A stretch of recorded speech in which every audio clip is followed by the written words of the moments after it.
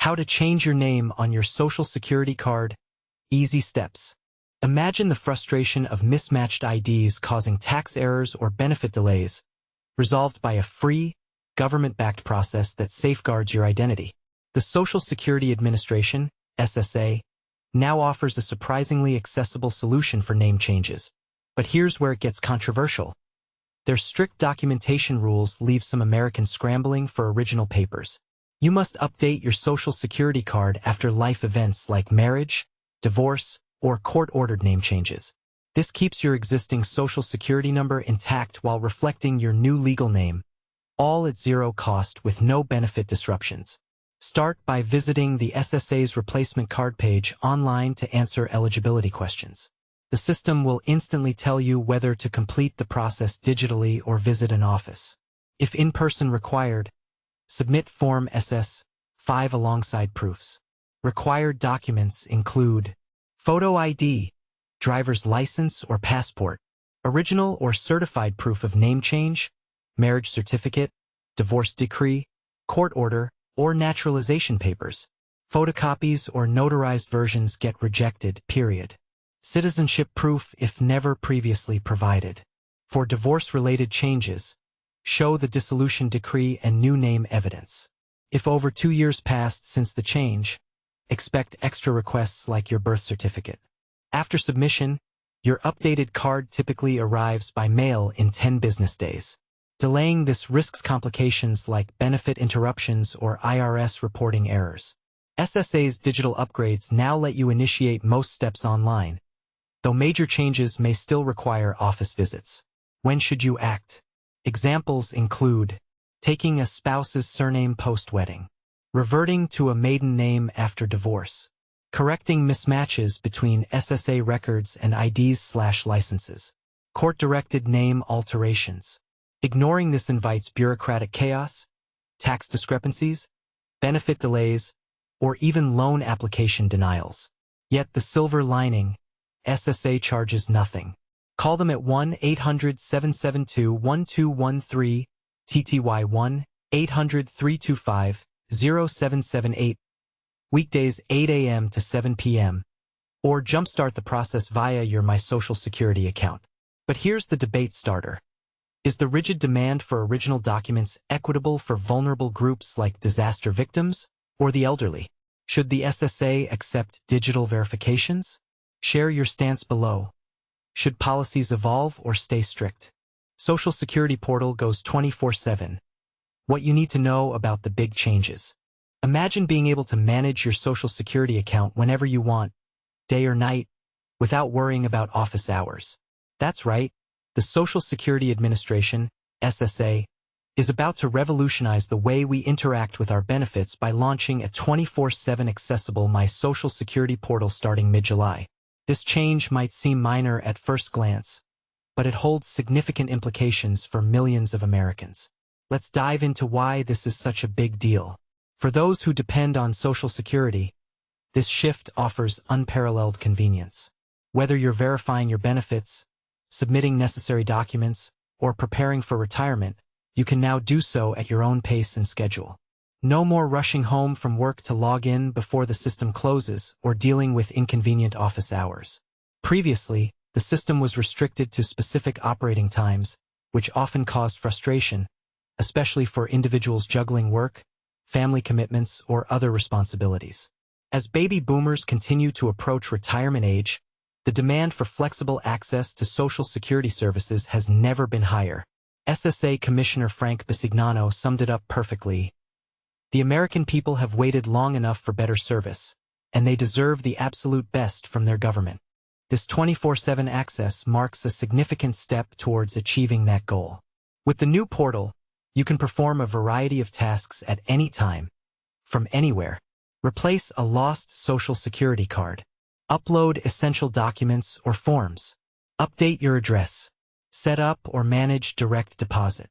Retrieve your tax documents. Generate benefit verification letters. Track the status of your application. Estimate future benefits. Even if you're not currently receiving Social Security payments, you can still establish an account to monitor your records and plan for the future.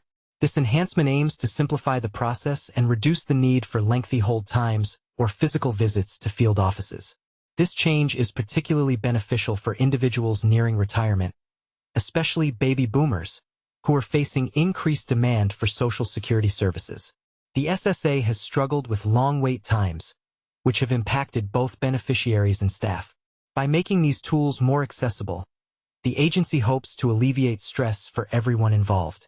Increased self-service options mean fewer people waiting in line or on hold, providing relief for both users and SSA employees. Moreover, as recent changes to Social Security and the closure of many SSA offices have created gaps in service, enhancing online capabilities is a practical solution to bridge these gaps. However, this isn't the end of the SSA's efforts to improve public service. Commissioner Bisignano envisions a streamlined, user-friendly system designed around people's real lives. He expressed gratitude to the team behind these improvements, highlighting several achievements. About 70% of field offices now have enhanced phone systems.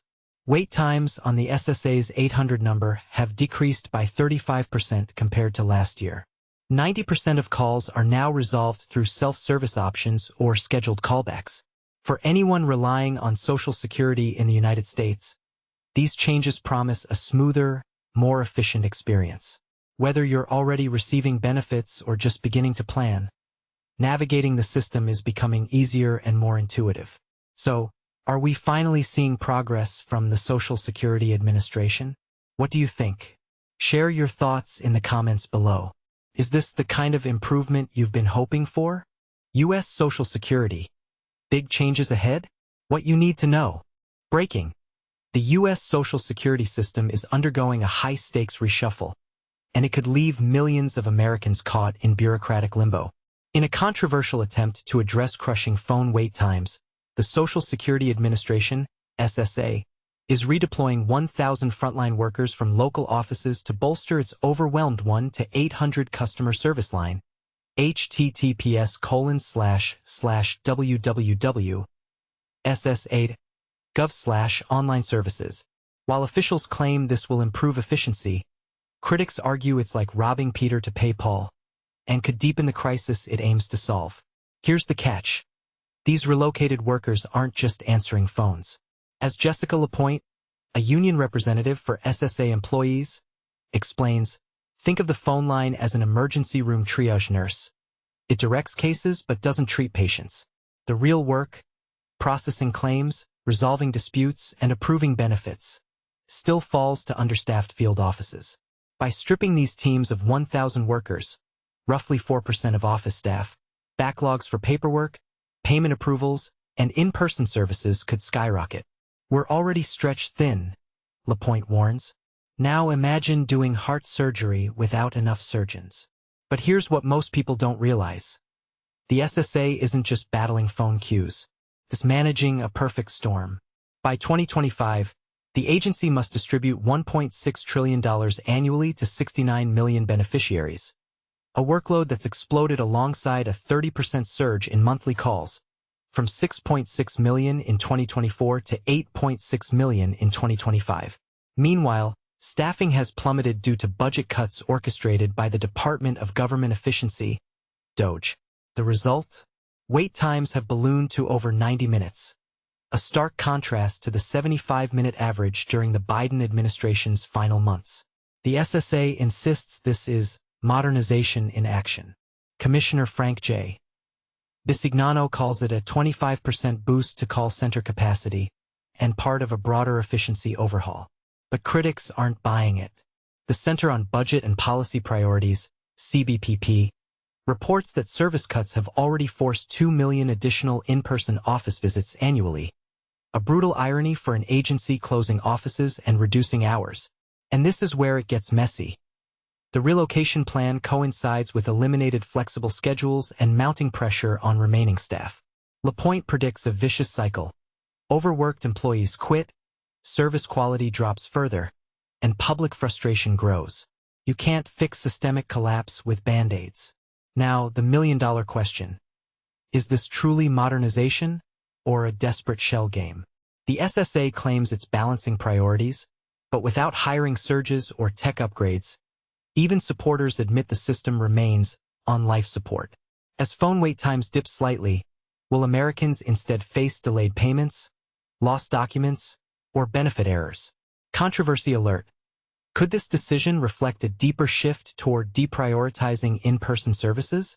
And why are we accepting 90-minute hold times as the new normal for vulnerable seniors and disabled beneficiaries? What's your take? Is redistributing staff a smart stopgap, or a dangerous distraction from the real issue of chronic underfunding? Let's debate.